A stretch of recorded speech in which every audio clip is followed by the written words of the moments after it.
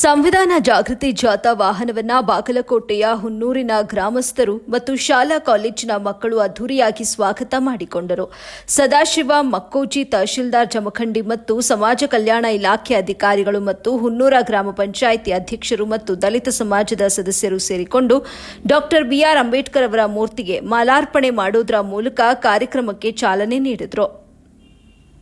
ಸಮಾಜ ಕಲ್ಯಾಣ ಇಲಾಖೆ ಮತ್ತು ತಾಲೂಕು ಆಡಳಿತ ಹುನ್ನೂರು ಗ್ರಾಮ ಪಂಚಾಯಿತಿಯವರ ಸಂಯುಕ್ತಾಶ್ರಯದಲ್ಲಿ ನಮ್ಮ ಹಕ್ಕುಗಳ ಜನನಿ ನಮ್ಮ ಸಂವಿಧಾನ ಡಾ ಬಿಆರ್ ಅಂಬೇಡ್ಕರ್ ಅವರು ರಚಿಸಿದ ಸಂವಿಧಾನವನ್ನು ಅಂಗೀಕರಿಸಿಕೊಂಡ 75ನೇ ವರ್ಷಾಚರಣೆ ಅಂಗವಾಗಿ ಸಂವಿಧಾನ ಜಾಗೃತಿ ಜಾಥಾ ಕಾರ್ಯಕ್ರಮ ಆಯೋಜಿಸಲಾಗಿತ್ತು. ಹುನ್ನೂರ ಕನ್ನಡ ಗಂಡು ಮಕ್ಕಳ ಮಾದರಿ ಶಾಲೆ ಆವರಣದಲ್ಲಿ ಸಂವಿಧಾನ ಜಾಗೃತಿ ಜಾಥಾ ಕಾರ್ಯಕ್ರಮ ಏರ್ಪಡಿಸಿದರು. ನಂತರ ಡಾ ಬಾಬಾ ಸಾಹೇಬ್ ಅಂಬೇಡ್ಕರ್ ಅವರ ಭಾವಚಿತ್ರಕ್ಕೆ ಪುಷ್ಪಾರ್ಚನೆ ಮಾಡುವ ಮೂಲಕ ಕಾರ್ಯಕ್ರಮ ಉದ್ಘಾಟಿಸಿದರು. ನಂತರ ಎಂಎಸ್ ಕಂಬಾಳೆ ಇವರು ಸಂವಿಧಾನ ಪೀಠಿಕೆ ಓದಿದರು. ನಂತರ ಎಂಎಸ್ ಕೊಪ್ಪದ್ ಭಾಷಣ ಮಾಡಿದರು. ಕಾರ್ಯಕ್ರಮದಲ್ಲಿ ಹುನ್ನೂರು ಗ್ರಾಮ ಪಂಚಾಯಿತಿ ಅಧ್ಯಕ್ಷರು ಮತ್ತು ಉಪಾಧ್ಯಕ್ಷರು, ಸರ್ವ ಸದಸ್ಯರು ಮತ್ತು ಪಿಡಿಒ ಮತ್ತು ಪ್ರಾಥಮಿಕ ಗ್ರಾಮೀಣ ಕೃಷಿ ಸರ್ಕಾರಿ ಸಂಘದ ಅಧ್ಯಕ್ಷರು ಹಾಗೂ ಉಪಾಧ್ಯಕ್ಷರು, ಸರ್ವ ಸದಸ್ಯರು, ವಿವಿಧ ಇಲಾಖೆಯ ಅಧಿಕಾರಿಗಳು ಮತ್ತು ದಲಿತ ಸಮಾಜದ ಹಿರಿಯರು ಮತ್ತು ಯುವಕರು ಯುವತಿಯರು ಉಪಸ್ಥಿತರಿದ್ದರು. ವರದಿ ಸಾಜಿದ್ ಮುಲ್ಲಾ, ಎಬಿ ನ್ಯೂಸ್, ಬಾಗಲಕೋಟೆ.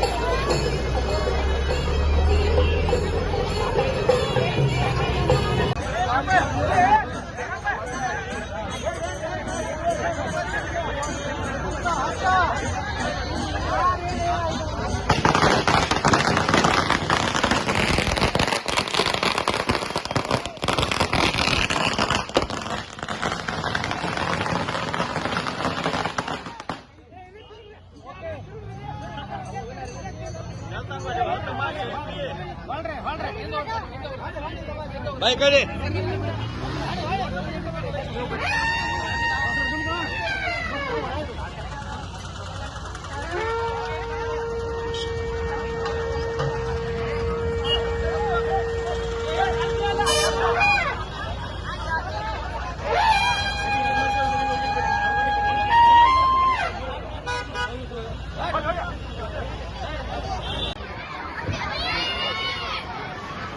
ಮಾತಾಡ್ರಿ. 1947 ಆಗಸ್ಟ್ 15ರಂದು ಭಾರತಕ್ಕೆ ಸ್ವಾತಂತ್ರ್ಯ ದೊರಕಿತು. ಅಂದಿನಿಂದ ಸುಮಾರು 3 ವರ್ಷಗಳ ಕಾಲ ಕರಡು ಸಮಿತಿಯ ಅಧ್ಯಕ್ಷರಾಗಿ ಭಾರತದ ಭವ್ಯವಾಗಿರುವಂತಹ ಸಂವಿಧಾನ ರಚನೆಯಲ್ಲಿ ತಮ್ಮನ್ನೇ ತಾವು ಕಲ್ಪಿಸಿಕೊಂಡು ಭಾರತದ ಕಟ್ಟಕಡೆಯ ಪ್ರತಿಯೊಬ್ಬ ಪ್ರಜೆಗೂ ಅದರ ಎಲ್ಲ ಸೌಲಭ್ಯಗಳು ಸಿಗುವಂತ ಕಾರ್ಯದಲ್ಲಿ ತಮ್ಮನ್ನು ತಾವು ತೊಡಗಿಸಿಕೊಂಡಿರುವಂತಹ ಡಾಕ್ಟರ್ ಬಾಬಾ ಸಾಹೇಬ್ ಅಂಬೇಡ್ಕರ್ ಅವರ ಈ ಒಂದು ಸಂವಿಧಾನದ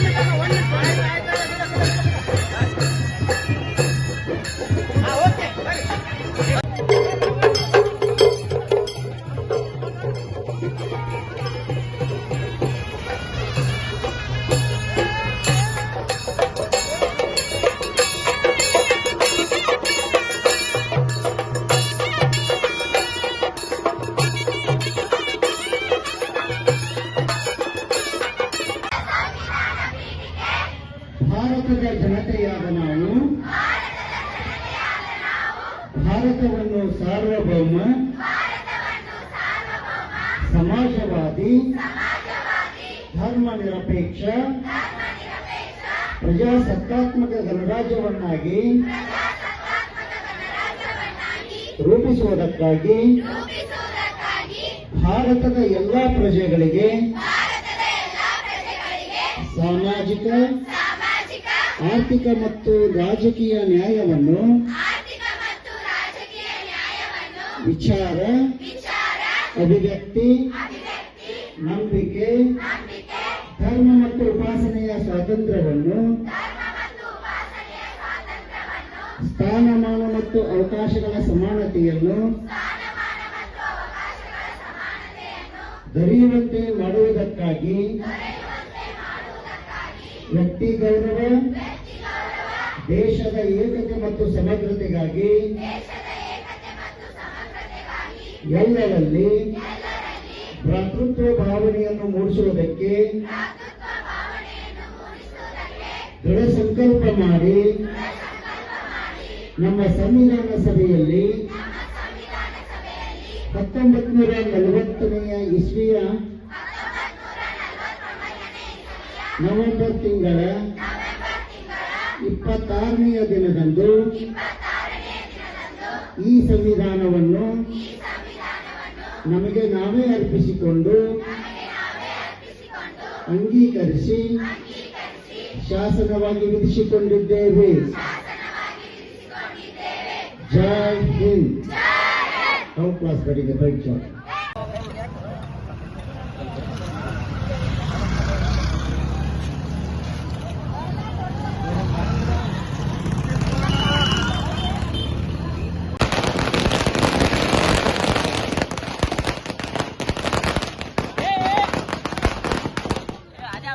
ಅಂಬೇಡ್ಕರ್ಗೆ ಬಹಳಷ್ಟು ದೊಡ್ಡ ಗೌರವ ಇರುತ್ತೆ. ಅದರಂತೆ ಗಾಂಧೀಜಿಯವರು ಕೂಡ ಅಂಬೇಡ್ಕರ್ ಬಗ್ಗೆ ಸಾಕಷ್ಟು ಜ್ಞಾನವನ್ನು ತಿಳ್ಕೊಂಡಿರ್ತಾರೆ. ಅದಕ್ಕಾಗಿ ಮಹಾತ್ಮ ಗಾಂಧಿ ಹೇಳ್ತಾರೆ, ಡಾಕ್ಟರ್ ಬಿ.ಆರ್. ಅಂಬೇಡ್ಕರ್ ಅವರು ಅದ್ಭುತವಾದ ಜ್ಞಾನ ಹೊಂದಿರುತ್ತಾರೆ. ನಮ್ಮ ಭಾರತೀಯರಾಗಿದ್ದಾರೆ, ಭಾರತೀಯ ಸಂಸ್ಕೃತಿಯ ಪರಂಪರೆಯನ್ನು ಅರಿತುಕೊಂಡವರಾಗಿದ್ದಾರೆ. ಮುಂದಿಟ್ಟಾಗ ಕಾಂಗ್ರೆಸ್ ಅವರ ತೀರ್ಮಾನ ಮಾಡುತ್ತೆ. ಆಗ ಸಂವಿಧಾನ ರಚನಾ ಸಭೆಗೆ ನೆಹರು ಅವರು ಅಂಬೇಡ್ಕರ್ ಅವರನ್ನ ಬಂಗಾಳ ಪ್ರಾಂತದಿಂದ ಸಂವಿಧಾನ ರಚನಾ ಸಭೆಗೆ ಆಯ್ಕೆ ಮಾಡಿಕೊಂಡು ಕರ್ಕೊಂಡು ಹೋಗಿ ಅವರಿಗೆ ಆ ಜವಾಬ್ದಾರಿ ಕೊಡ್ತಾರೆ. ಈ ಸಂವಿಧಾನ ರಚನಾ ಸಭೆ 1946 ಡಿಸೆಂಬರ್ 9ರಂದು ಡಾಕ್ಟರ್ ಬಾಬು ರಾಜೇಂದ್ರ ಪ್ರಸಾದ್ ಅಧ್ಯಕ್ಷತೆಯಲ್ಲಿ ಸಂವಿಧಾನ ರಚನಾ ಸಭೆ ರಚನೆ ಆಗಿದೆ. ಆ ನಂತರದಲ್ಲಿ ಭಾರತಕ್ಕೆ 1947 ಆಗಸ್ಟ್ 15ಕ್ಕೆ ಸ್ವತಂತ್ರ ಸಿಕ್ಕ ನಂತರ ಸಂವಿಧಾನ ರಚನಾ ಸಭೆಗೆ ಸಂಪೂರ್ಣ ಸ್ವಾತಂತ್ರ್ಯ ಸಿಗುತ್ತೆ. ಆಗ ಕಾನೂನು ಸಮಿತಿ ಸುಮಾರು 22 ಸಮಿತಿಗಳ ರಚನೆ ಮಾಡಲಿಕ್ಕೆ ಸಂವಿಧಾನ ರಚನಾ ಸಭೆಯಲ್ಲಿ ರಚನೆ ಮಾಡ್ತಾರೆ. ಅದರಲ್ಲಿ ಒಂದು ಪ್ರಮುಖವಾದ ಭಾಗ ಕಾನೂನು ಸಮಿತಿ. ಈ ಕಾನೂನು ಸಮಿತಿಯನ್ನ 7 ಜನ ಸದಸ್ಯರಿರ್ತಕ್ಕಂತಹ ಒಂದು ಸಮಿತಿ, ಆ ಒಂದು ಕಾನೂನು ಸಮಿತಿ ಅಧ್ಯಕ್ಷರಾಗಿ ಡಾಕ್ಟರ್ B.R. ಅಂಬೇಡ್ಕರ್ ಅವರನ್ನ ಆಗಸ್ಟ್ 29, 1947ರಂದು ಅವರಿಗೆ ಅಧಿಕಾರವನ್ನು ವಹಿಸಿಕೊಡ್ತಾರೆ. ಆಗ ಡಾಕ್ಟರ್ B.R. ಅಂಬೇಡ್ಕರ್ ಅವರು ಭಾರತದ ಸಂವಿಧಾನ ರಚನೆ ಜವಾಬ್ದಾರಿ ವಹಿಸಿಕೊಂಡ ಮೇಲೆ ಸುಮಾರು 141 ದಿನಗಳ ಕಾಲ ಈ ಸಂವಿಧಾನದ ಸುದೀರ್ಘವಾಗಿರ್ತಕ್ಕಂತಹ ವಿಷಯವನ್ನ, ಪ್ರತಿಯೊಂದು ವಿಧಿಗಳನ್ನ ಸದನದಲ್ಲಿ ಮಂಡಿಸಿ ಅದಕ್ಕೆ ತಕ್ಕಂತ ಸಮಸ್ಯೆಗಳು ಏನೇನು ಅವುಗಳನ್ನ ಚರ್ಚಿಸಿ ಅವಕ್ಕೆ ಪರಿಹಾರ ಕಂಡುಕೊಳ್ಳುವಂತ ಕೆಲಸವನ್ನ ಡಾಕ್ಟರ್ B.R. ಅಂಬೇಡ್ಕರ್ ಮಾಡ್ತಾರೆ. ಆರಂಭದಲ್ಲಿ 195 ವಿಧಿಗಳನ್ನಂತಹ ಮತ್ತು ಸವಿಸ್ತಾರವಾದಂತಹ ಮಾಹಿತಿಗಳನ್ನಂತಹ 8 ಅನುಸೂಚಿಗಳು, 22 ಭಾಗಗಳಿಂದ ಒಂದು ಸಂವಿಧಾನವನ್ನು ರಚನೆ ಮಾಡಿ ಸುಮಾರು